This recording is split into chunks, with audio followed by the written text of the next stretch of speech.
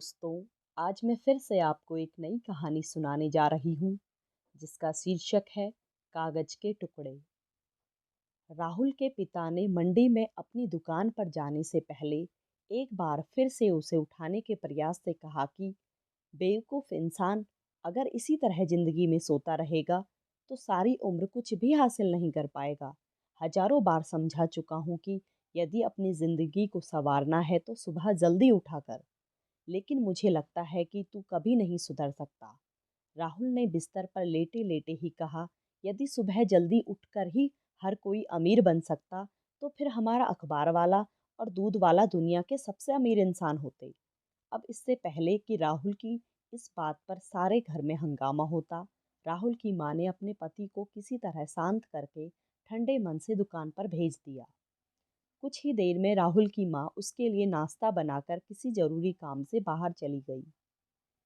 थोड़ी देर और नींद पूरी करने के बाद राहुल जब सोकर उठा तो घर में काम करने वाली बाई ने अखबार के साथ एक लिफाफा भी उसको दिया।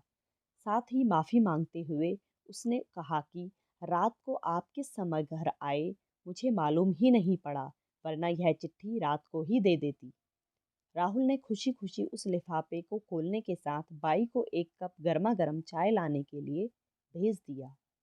लिफाफा खोलते ही राहुल की नज़र उस पत्र पर दौड़ने लगी तो उसकी तेजी से उसके चेहरे पर मुस्कान फैल गई। पत्र को पढ़ते पढ़ते राहुल को ऐसा महसूस होने लगा कि उसका बरसों पुराना ख्वाब अब पूरा होने में देर नहीं। इस पत्र में कनाडा की एक कंपनी ने राहुल को एक अच्छी नौकरी की पेशकश दी थी। राहुल ने जब से होश संभाला था उसी दिन से उसके मन में एक ही लालसा थी कि चाहे कुछ भी हो जाए, मुझे विदेश में जाकर ढेरों डॉलर कमाने हैं। न जाने कैसे उसके मन में यह बात पक्के तौर पर घर कर चुकी थी कि यहाँ रहकर अपने पिता की दुकान में मेहनत करके भी वो अपने लिए वो सब कुछ नहीं कमा सकता जो कुछ वो अपने जीवन में हासिल करना चाहता है। राहुल को कुछ समझ नहीं आ रहा था कि इतनी बड़ी खुशखबरी में वो किसको शरीक करे। जैसे ही काम वाली बाई चाय की ट्रे लेकर आई तो राहुल ने सबसे पहले अपनी खुशी का इजहार उसके सामने किया।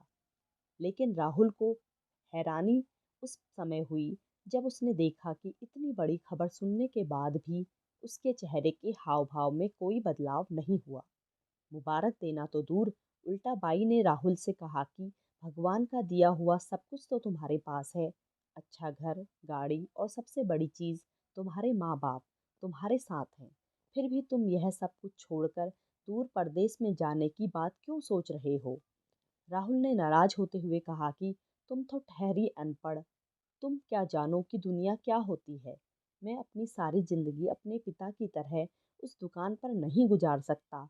अपने लिए कुछ भी लेना हो तो महीनों भिखारियों की तरह गिड़गिड़ाना पड़ता है। न तो दोस्तों के साथ कहीं घूमने जा सकते हैं और न ही कोई मौज मस्ती कर सकते हैं।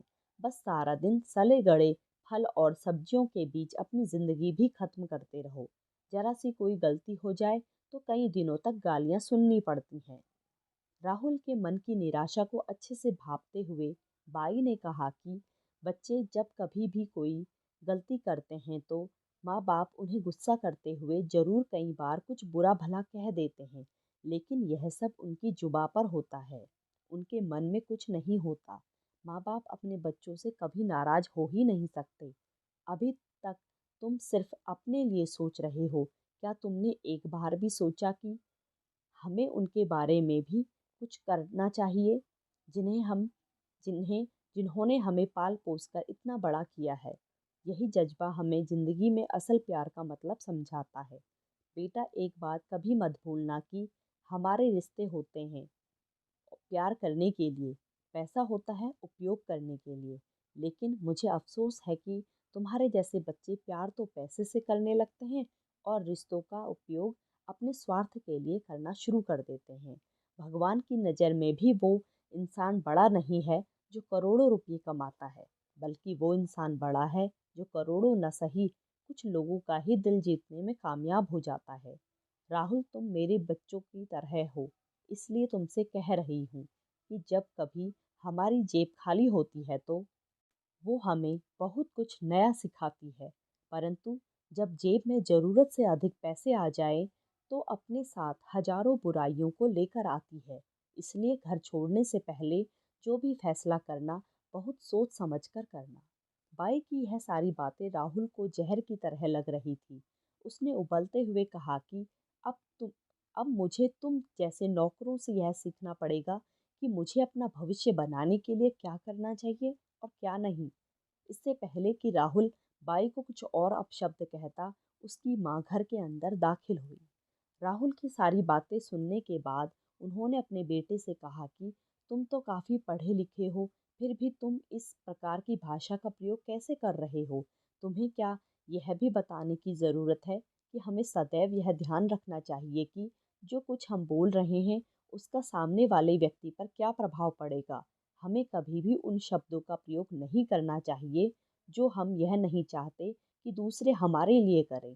तुम शायद यह भूल रहे हो कि इस बाई ने अपने बच्चों की परवाह न करके तुम्हें इतना बड़ा किया है। अब तुम इतने बड़े हो चुके हो कि मैं तुम्हें ज़बरदस्ती तो अपने पास नहीं रख सकती, लेकिन जहाँ कहीं भी रहो, मेरी एक बात सदा याद रखना कि अपने दुश्मन को